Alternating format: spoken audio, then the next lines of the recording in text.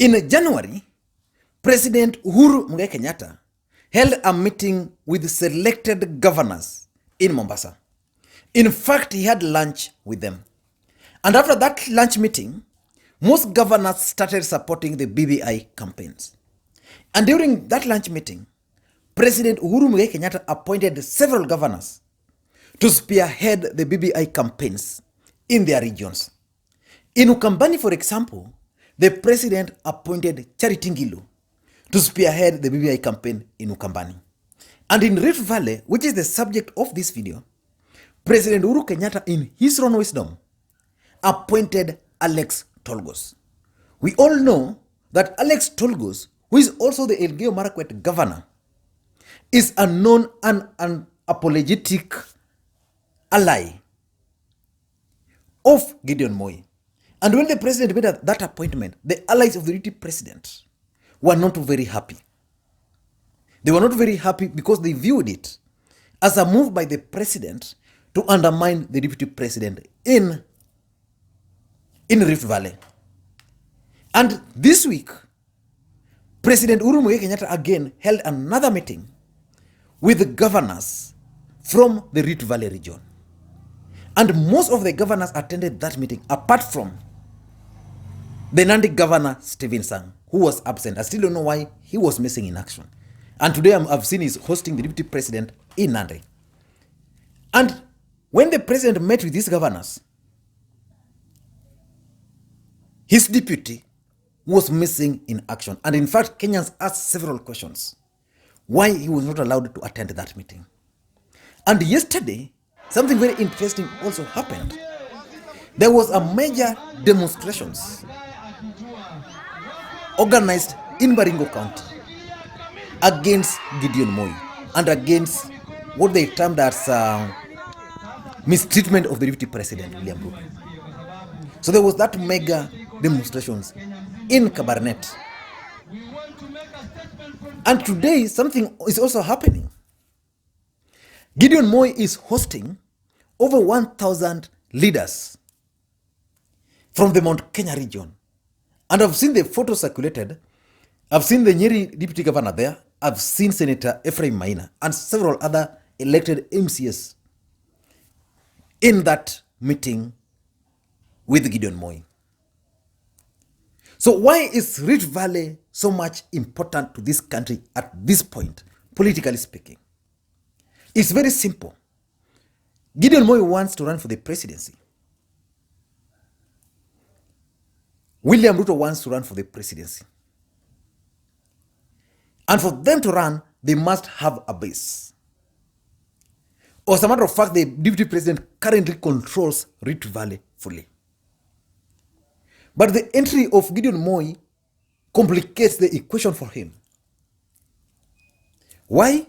Because in 2013, let's just go back. In 2013, Rift Valley voted for President Uhuru Kenyatta. And they had the support of both Gideon and their supporters, Ruto and their supporters. Again in 2013, the same. In 2017, the same.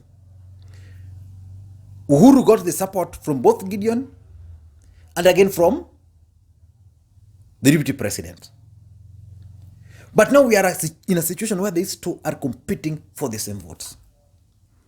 And Ruto is worried not because of the fact that he will get the Rift Valley votes. No. Gideon is complicating equation for him. Like for example, in areas like Masai Land, Gideon Moi can be easily used by the system if they want to consolidate those votes. But again, if the Gideon was not running, it would have been a walkover for the DP. And let's talk real politics. In 2007, when Raila Odinga won the presidency, he had the support of Rift Valley.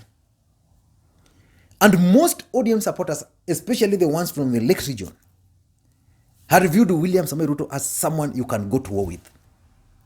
And William Ruto was the most popular politician amongst the Luos after Raila Odinga. Those are facts. He would come to Kondele and would be received like a hero.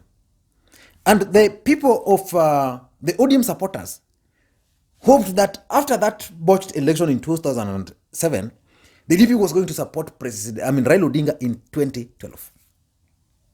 But along the way, a lot of politics was played, and the DP did not support Raila Odinga. And I've been told the DP also weighed between supporting Raila Odinga and between supporting Uhuru Kenyatta, which one gave him the best chance at the presidency. And he figured out if he supported Raila Odinga, and Raila Odinga granted him the presidency, the running mate, which was not guaranteed, then Raila was going to become the president. And Raila was going to serve for 2 terms, not 1 term as he was telling them. Then by that time, it would have meant that either Musalia Mudavadi, Uhuru Kenyatta, and even Kalonzo Musyoka would still be around to compete with him. So in his own calculation, he calculated that if he supported Uhuru Kenyatta for 2 terms, then that would mean Raila Odinga will be out of equation. Because many people had not thought that Raila Odinga would actually be a factor past 2013, leave alone 2017. So he knew after first term and second term of Uhuru Kenyatta, Raila Odinga will exceed political scene. And there's going to be that vote, the ODM block, competition for them. But now, this is now changing. But why is the politics in Rift Valley this high voltage at this moment? Let us look at some of the factors at play. The first factor is Gideon Moi and Uhuru Kenyatta bromance.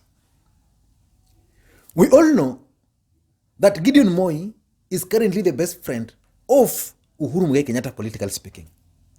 In fact, if Uhuru Kenyatta was to be left to make a choice or to endorse an individual to succeed him, he would easily, without blinking his eyes, choose on Gideon Moi. And the factors are so many. Some have even explained here that probably the Kenyatta family and the Moi family had a pact for Uhuru to support Gideon after Mzee supported him. Remember, many people are claiming that Ruto helped Uhuru Kenyatta. And I saw him explaining how he stood with this guy from 2002 to now. There is a one man called President Moi.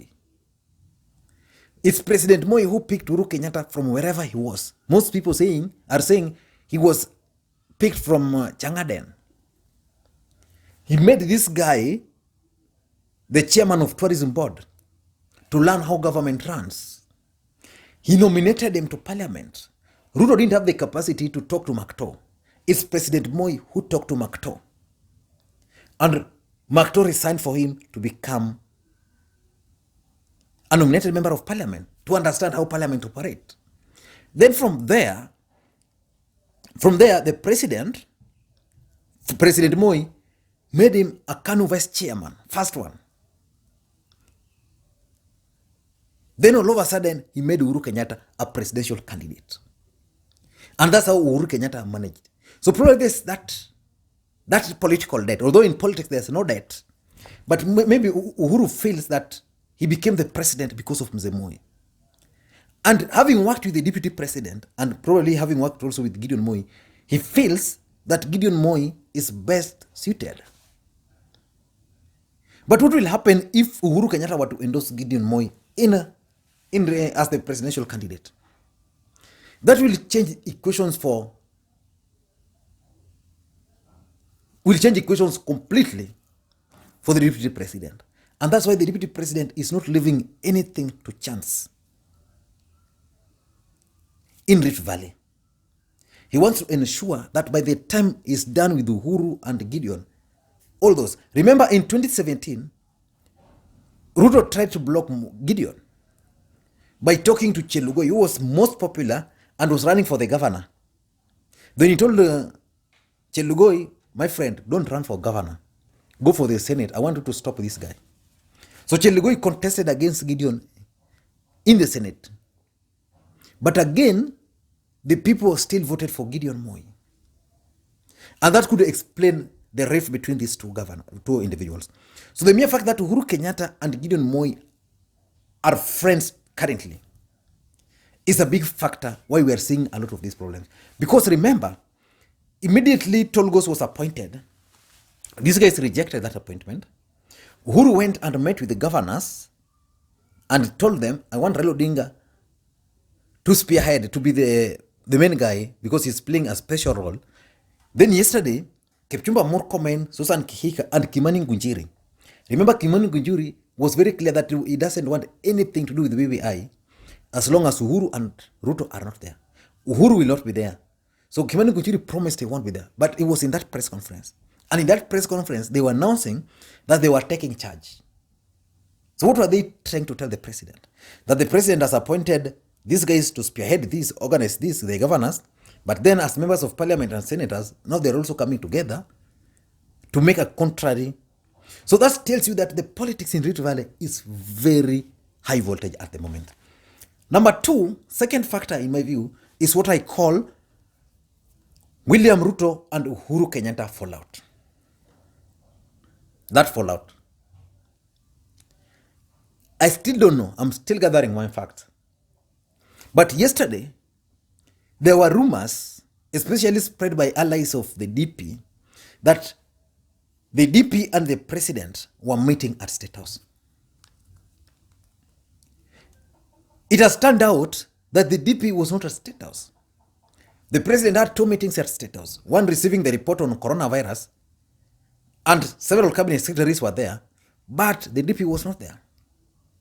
The other one was with the Prime Minister of Ethiopia.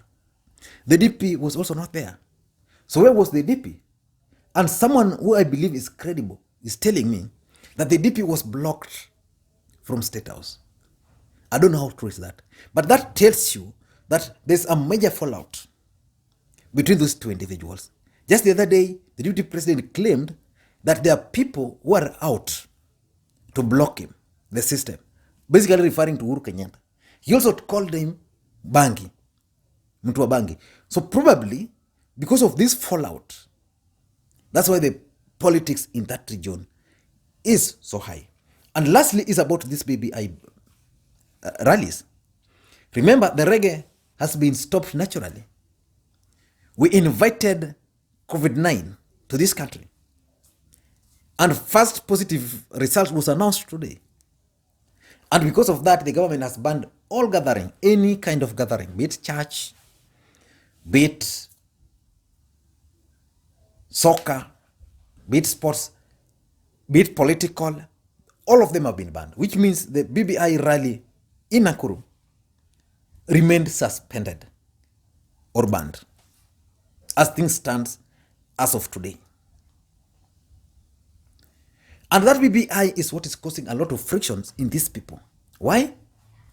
Because there's a feeling that the Building Bridges initiative is going to create more positions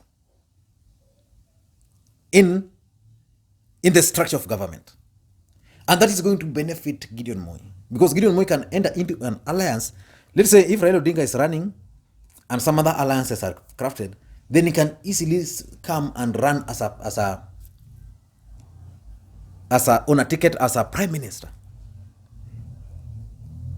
The DP, of course, will have to run as a presidential candidate. But because people will not be sure on who is going to win, and as a matter of fact, the politics of Gideon will strictly depend on how he's going to perform in 2022. If the DP will become the president, Gideon Moi should forget politics.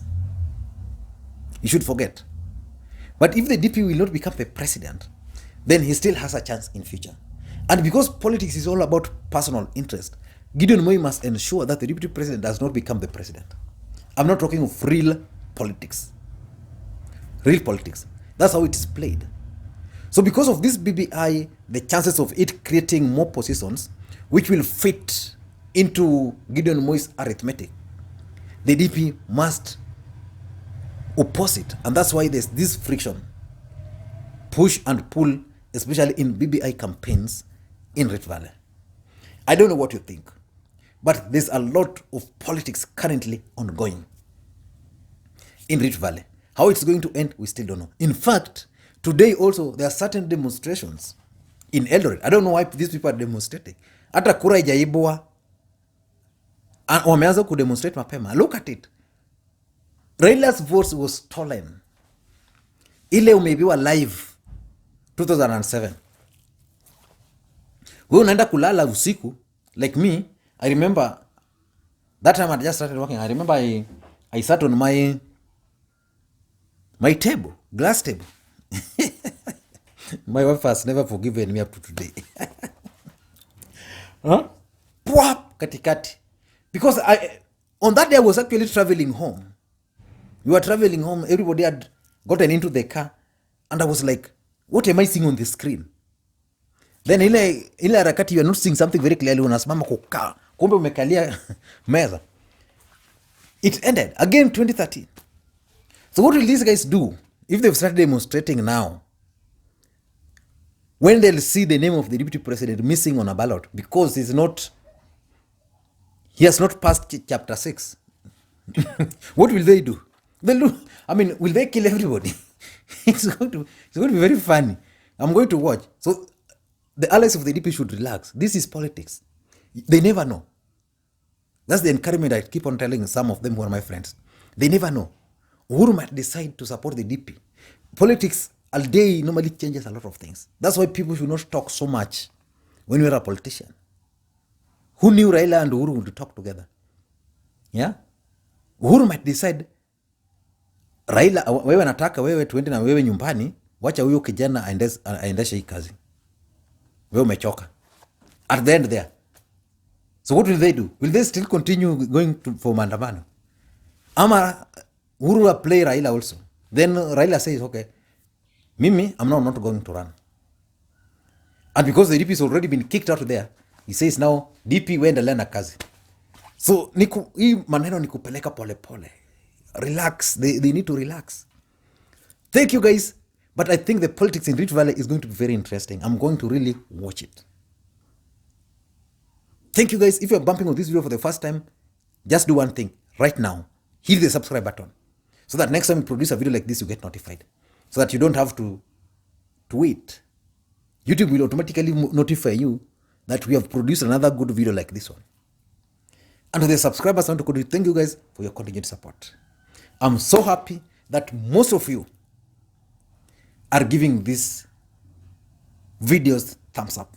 That's the only support I require from you guys. At least we've increased the number of likes by some percentage, which means people are responding, and it helps create interactions. The comments here have people who constantly are commenting. I really love you guys. I just don't know how I can express it. Kama uko around, maybe I owe you a cup of coffee. We can meet next week. Next week we can meet. If kama hii virusi haitakuwa imefika huku, we can meet. I can offer you some coffee. Then we chat politics face to face. Thank you.